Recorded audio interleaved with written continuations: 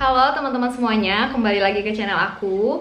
Sesuai dengan judul video yang sudah kalian lihat sebelum kalian klik video ini, aku akan memberikan beberapa tips untuk lulus di CPNS Kementerian Kesehatan. Karena dari kalian ada banyak yang request hal ini.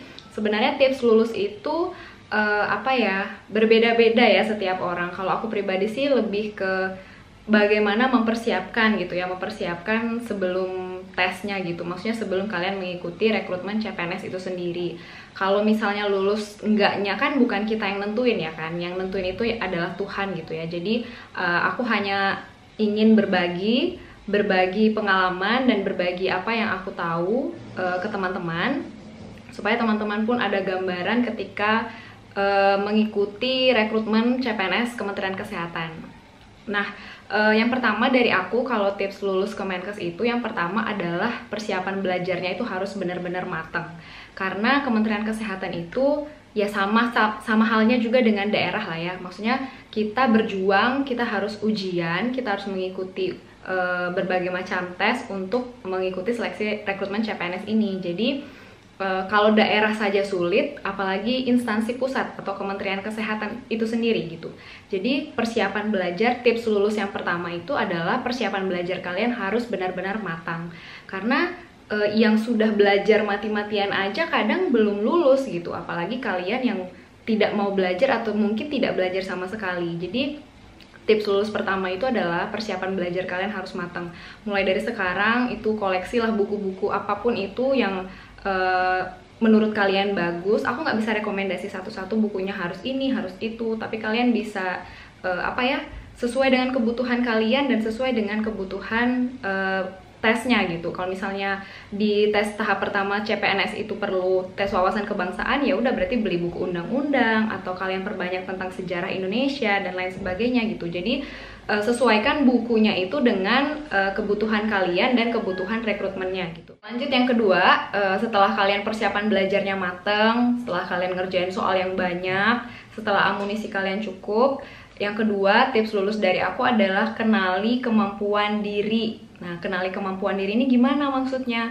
Kalian tentu harus tahu sebatas mana sih kemampuan saya gitu. Sebatas mana kemampuan saya itu lebih kepada kalau saya ambil Kementerian Kesehatan, sanggup nggak saya bersaing dengan orang-orangnya gitu. Kalian juga harus tahu bahwa yang mengikuti rekrutmen Kementerian Kesehatan itu ada banyak orang, dan kalian harus meyakini bahwa semua yang ikut Kementerian Kesehatan itu pasti pinter-pinter gitu. Karena biasanya instansi pusat itu punya level yang sedikit tinggi gitu ya daripada daerah.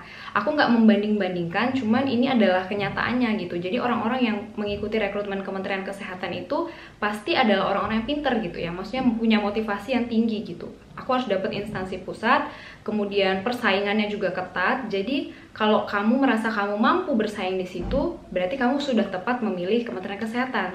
Tapi kalau misalnya, aduh kayaknya aku kurang deh, kayaknya belum cukup deh gitu, ya udah berarti kamu harus mengenali mampu nggak nanti bersaing di Kementerian Kesehatan. Jangan sampai peluang rekrutmen CPNS ini jadi sia-sia gitu gara-gara kamu salah pilih.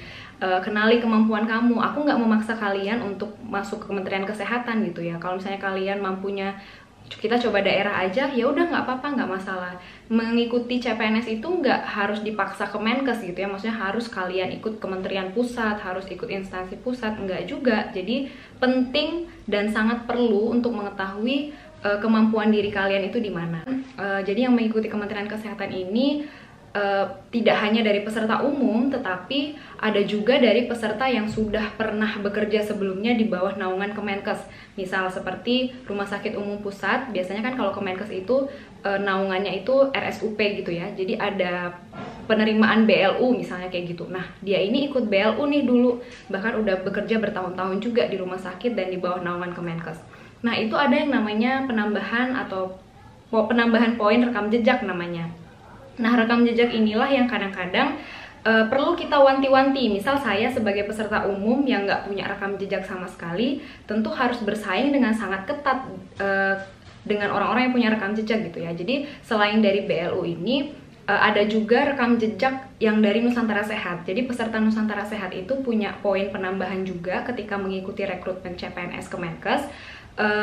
Berapa persen poinnya akan aku jelaskan aja nanti di video lain. Tapi yang jelas kalau udah pernah jadi Nusantara Sehat atau sudah pernah purna tugas, itu biasanya mendapatkan penambahan poin. Namun penambahan poin ini bukanlah sesuatu hal yang harus dibanggakan gitu ya. Kalau aku pribadi pun ketika aku dapat penambahan poin, aku tidak ingin penambahan poin ini jadi rajanya gitu, maksudnya jadi hal yang paling utama sehingga aku ogah-ogahan belajar gitu. Jadi aku benar-benar harus, nilai aku nggak mau tahu, nilai SKB ku harus tinggi, dan ditambah lagi penambahan poin ini tuh hanya sebagai pendorongnya aja gitu. Jadi ini tuh bukan yang utama, rekam jejak itu bagi aku bukan yang utama. Dia membantu sih, tapi aku maunya nilai aku tinggi juga di SKB gitu. Jadi rekam jejak ini prinsipnya hanya mendongkrak aja gitu, cuman hanya sekedar membantu.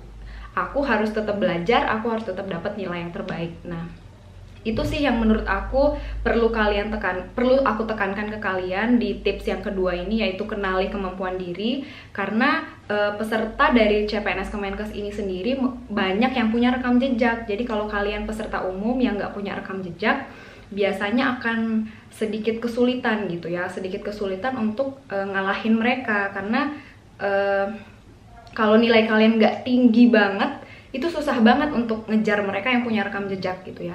Jadi rekam jejak mereka itu sangat membantu mereka untuk mendapatkan nilai yang baik dan kemungkinan besar akan lulus juga. Jadi kalau kalian dari peserta umum bersaing sama mereka, harus benar-benar maksimal. Nilai kalian itu harus kalau bisa tuh hampir perfect gitu ya, hampir sempurna supaya bisa ngalahin mereka-mereka yang punya rekam jejak kayak gitu. Nah, kenapa aku selalu tekankan persiapan belajar yang matang, persiapan belajar yang benar-benar baik gitu? Karena ya itu, mengikuti rekrutmen Kemenkes ini tidak mudah gitu. Saingan kamu itu bukan orang biasa gitu, bukan seperti rekrutmen CPNS yang lain, karena mereka itu punya tabungan atau punya golden ticket gitu. Jadi nggak main-main nih saingan kamu kalau kamu adalah peserta umum atau peserta yang tidak punya rekam jejak.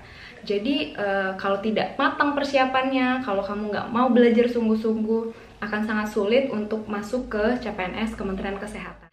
Dan yang terakhir dari aku, tips dari lulus Kemenkes ini, CPNS Kemenkes ini adalah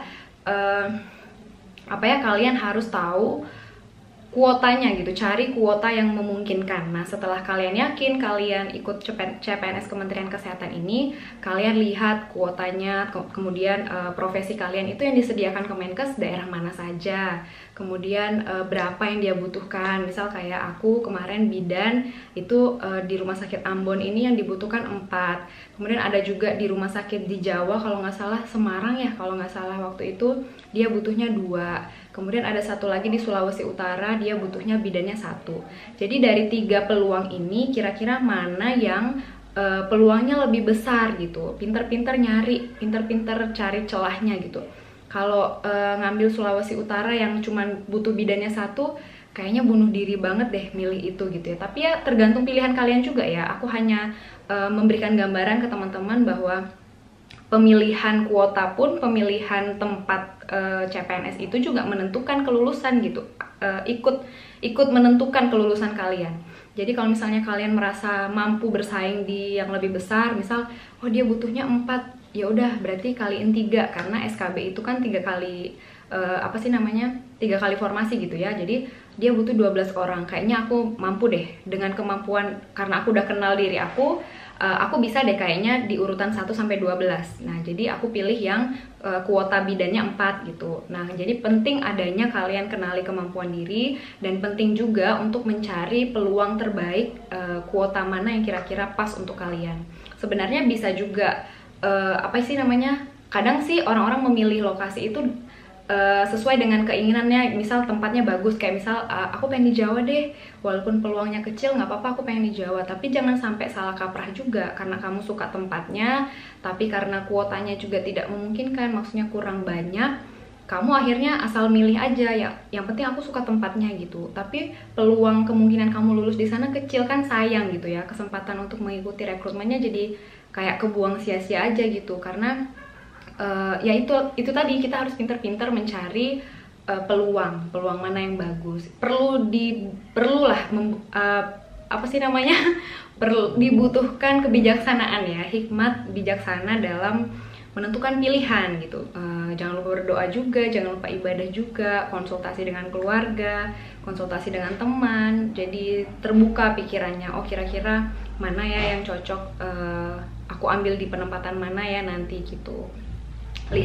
Lihatlah pokoknya. Jadi jangan hanya mengikuti rekrutmen. Aku kasih tahu saran sedikit juga ke teman-teman, kalau kita mau mengikuti suatu rekrutmen atau suatu lowongan pekerjaan itu, kita cari tahu dulu secara detail, mulai dari tempatnya di mana, kemudian bagaimana suasana pekerjaannya, lingkungannya, kemudian peluang-peluang lain yang harus kalian cari tahu. Jadi jangan hanya sekedar ikut rekrutmen. Pelajari benar segala materinya, pelajari juga lingkungan tempat kalian kerja itu nanti kira-kira gimana.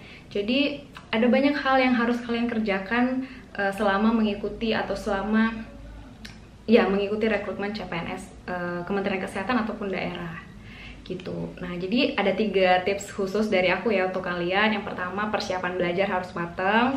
Terserah mau belajar dari YouTube, buku, semuanya kalian sudah pasti jauh lebih kreatif lah daripada aku. Harus pinter-pinter cari waktu dari sekarang. Yang kedua, kenali kemampuan diri kalian. Kalian udah sanggup belum bersaing di Kementerian Kesehatan? Kalau udah sanggup, maju aja, pede aja dulu gitu. Kemudian yang ketiga, carilah peluang yang besar gitu ya. Kuota yang terbaik itu di mana? Kemudian penempatan yang pas buat kalian itu di mana? Kalian cari tahu dan perbanyak lagi referensi belajar, perbanyak lagi ilmu-ilmu baru. Pokoknya kalian harus update segala hal tentang ilmu lah ya, pokoknya yang berhubungan dengan CPNS atau rekrutmen CPNS ini sendiri. Oke teman-teman, kayaknya segitu dulu video dari aku. Videonya singkat aja, nggak singkat ya, udah hampir 10 menit lebih kayaknya ini. Aku juga kebetulan ada waktu pulang kerja ini aku langsung buat video karena selama masa orientasi ini aku kesulitan untuk mengatur waktu, jadi mohon dimaklumi saja. Bahkan mungkin ngedit video ini pun nggak sebagus yang lain gitu ya. Aku mungkin kadang editnya cuman seadanya aja, terus aku upload langsung ke teman-teman, karena yang perlu itu sebenarnya adalah info dan ilmunya ya kan, info dan sharingnya gitu ke teman-teman.